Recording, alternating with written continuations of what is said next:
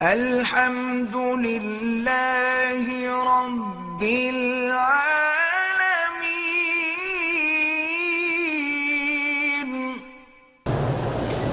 کہتا ہے کہ میں نے بیوی سے ملنا چاہا، اس نے انکار کر دیا۔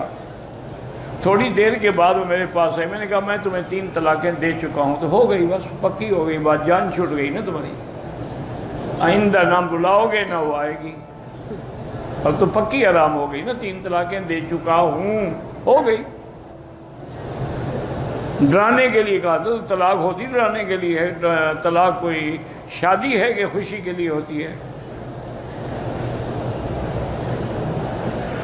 کہتے ہیں کہ اگر پہلا بچہ ابھی چھوٹا ہے اور ماں نوکری بھی کرتی ہے اور دوسرا حمل ٹھہر جائے تو اس کو ضائع کرا سکتے ہیں؟ بالکل نہیں کرا سکتے، حرام ہے۔ جو بچہ دیتا ہے حفاظت بھی وہی کرے، جب تک انشاءاللہ وہ بچہ ہو گیا، پہلا بڑا ہو جائے گا، نرسری میں داخل کرا دیا کرو،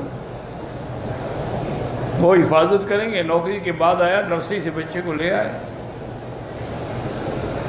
یہ کون سا مشکل ہے؟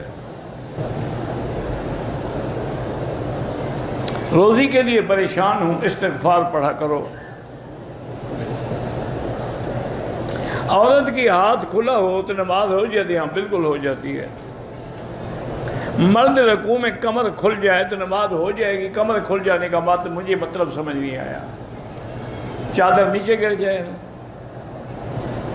مجھے کو سمجھاؤ نا کہ کمر کھل جانے کا کیا مطلب؟ کوئی رسی باندھی ہوئی تھی وہ کھل گئی تو کوئی بات نہیں۔ فجر کی نماز میں آنکھ نہیں کھلتی ہے، بہرحال اللہ سے دعا مانگا کرو اور سورۃ الکہف کی آخری آیات پڑھ کے دعا مانگا کریں، اللہ رحم کریں گے۔ جہرن نماز جنازہ ہم نے تو الحمدللہ جب سے پیدا ہوئے نہ سنا ہے نہ پڑھا ہے، یہ اب نئے کچھ ہمارے نوجوان ساتھی نکلے ہیں جنہوں نے کہا ہے کہ جب نماز جہری ہے تو جنازہ بھی جہری ہے، وہ ٹھیک ہے۔ اچھا، وہ بھی جہری وہیں پڑھتے ہیں جہاں لاؤڈ سپیکر وغیرہ کا انتظام کرو، جہاں لاؤڈ سپیکر وغیرہ نہ ہو وہ بھی نہیں پڑھتے ہیں۔ زیارت کے لیے گئے، گائیڈ تھا، کہہ رہا تھا کہ نماز غار ثور پر حضرت بکر حضور کو اپنے کندھے پر اٹھا کر غار میں لگی، بالکل ٹھیک ہے، یہ تو صحیح واقعہ حدیثوں میں ہے۔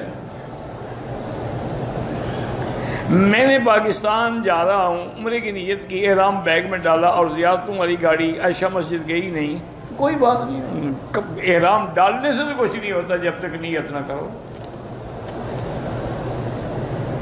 کاروبار کرنا چاہتے ہیں استخارہ کر کے کرو۔